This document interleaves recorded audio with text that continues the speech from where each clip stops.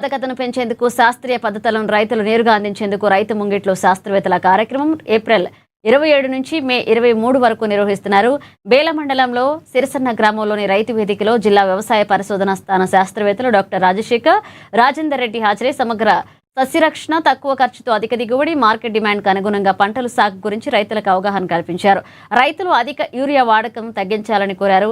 ప్రతి సంవత్సరం పంట మార్పిడి తప్పకుండా చేయాలని, రసాయన ఎరువుల నియంత్రణ చేపట్టాలన్నారు. ఆధునిక వ్యవసాయ యంత్రాలను వాడకంతో పాటుగా సేంద్రియ సాగులను చేపట్టాలన్నారు.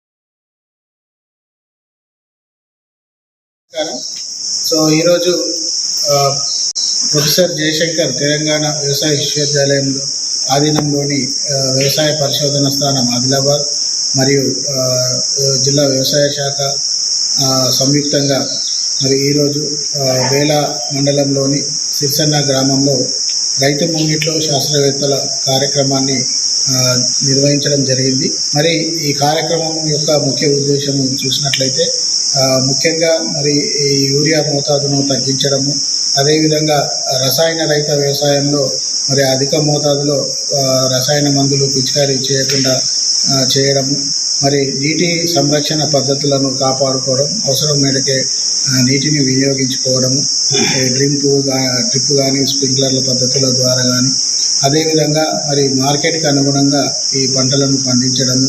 సో ఆ విధంగా మరి పంట మార్పిడి కూడా చేసుకున్నట్లయితే మరి రాబో కాలంలో ఈ వ్యవసాయం అనేది గట్టెక్కి మరి అయితే రేపు భావితరాలకు బాగుంటుందని కోరడం. ప్రపంచ కార్మిక దినోత్సవం మేడే సందర్భంగా